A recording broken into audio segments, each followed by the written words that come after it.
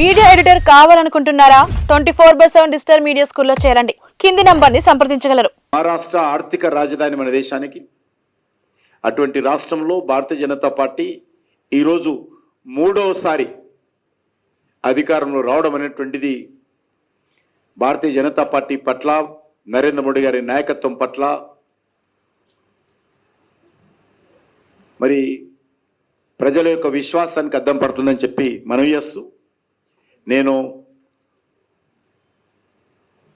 మహారాష్ట్ర ప్రజలకు తెలంగాణ భారతీయ జనతా పార్టీ తరఫున, తెలంగాణ ప్రజల తరఫున హృదయపూర్వకమైనటువంటి కృతజ్ఞత తెలియజేస్తా ఉన్నాను.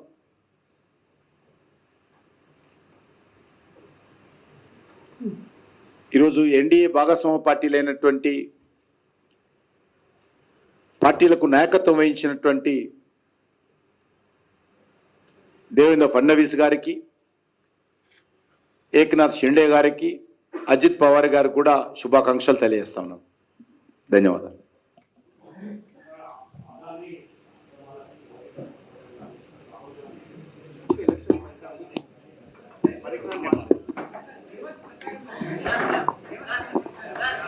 మహారాష్ట్రలో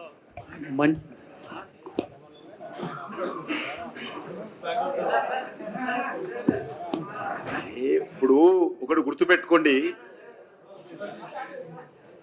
రేవంత్ రెడ్డి ప్రచారం పనిచేయలేదు. రేవంత్ రెడ్డి తెలంగాణ ప్రజలకు సంబంధించినటువంటి కోట్ల రూపాయలు ఆయన పార్టీ తరఫున వసూలు చేసి మహారాష్ట్రకు పంపించినా కూడా పనిచేయలేదనే విషయం అర్థం చేసుకోండి.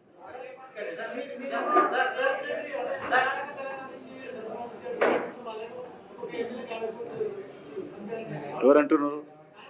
నేను తెలంగాణ గురించి మాట్లాడుతున్నాను. తెలంగాణకైతే తెలంగాణ నుంచే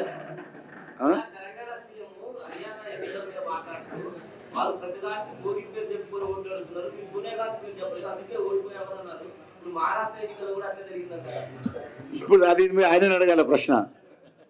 ఇప్పుడు రాహుల్ గాంధీ ఎక్కడెక్కడ అడుగు పెడితే, ఎక్కడెక్కడ ప్రచారం చేస్తే, ఇక్కడ తెలంగాణలో టిఆర్ఎస్ పోవాలని ప్రధానమైనటువంటి లక్ష్యము,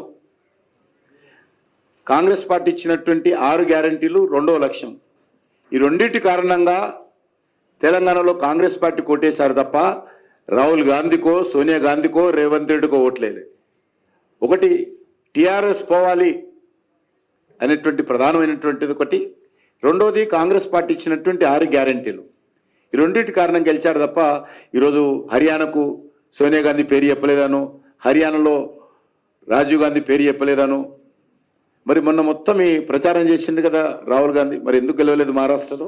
కిషన్ రెడ్డి గారికి ఒక విషయం స్పష్టంగా మీరు చెప్పండి, మీ ద్వారా నేను కూడా చెప్తాను. ఈ దేశంలో 2 లోక్సభ ఎలక్షన్స్ జరిగినాయి.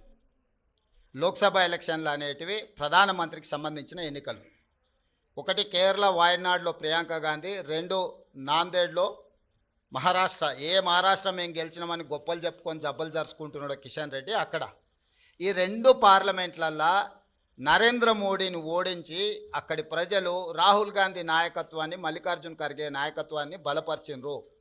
మహారాష్ట్రలో రాష్ట్ర ప్రభుత్వానికి సంబంధించిన ఓటు మహాయుతికి వేసిండ్రు, కేంద్ర ప్రభుత్వానికి సంబంధించిన ఓటు రాహుల్ గాంధీకి వేసారు. అన్ని అసెంబ్లీలు ఓడిపోయినా నాందేడ్ పార్లమెంట్లో రవీంద్ర చౌహాన్ కాంగ్రెస్ పార్టీ గెలిచింది.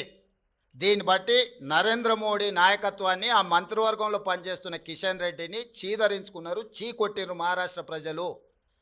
కేరళలో రాహుల్ గాంధీ గారికి వచ్చిన మెజారిటీ కంటే ప్రియాంక గాంధీ గారికి ఎక్కువ మెజారిటీ వచ్చింది. ఓటింగ్ పర్సంటేజ్ రాహుల్ గాంధీ గారు పోటీ చేసినప్పుడు 75%, ప్రియాంక గాంధీ గారు పోటీ చేసినప్పుడు 65%. రాహుల్ గాంధీ గారికి 3,64,000 మెజారిటీ వస్తే ప్రియాంక గాంధీ గారికి 4,10,000 మెజారిటీ వచ్చింది. అంటే మోడీ నాయకత్వాన్ని కేరళ తిరస్కరించడమే కాకుండా మహారాష్ట్రలో అద్భుతమైన విజయం సాధించినని గొప్పలు చెప్పుకుంటున్న బీజేపీని పార్లమెంటులో, నాందేడ్ పార్లమెంట్లో ఎక్కడైతే ఉత్తమ్ కుమార్ రెడ్డి గారు ఇన్ఛార్జిగా వ్యవహరించిండ్రో ఆ సీటు కాంగ్రెస్ పార్టీ గెలిచింది. ఈ మాత్రం ఇంగిత జ్ఞానం కూడా బీజేపీ నాయకులకు, ముఖ్యంగా కిషన్ రెడ్డి గారికి లేకపోవడం, అలాంటి ఇంగిత జ్ఞానం లేని వ్యక్తిని కేంద్ర మంత్రిగా చేయడం అనేది మన దురదృష్టం.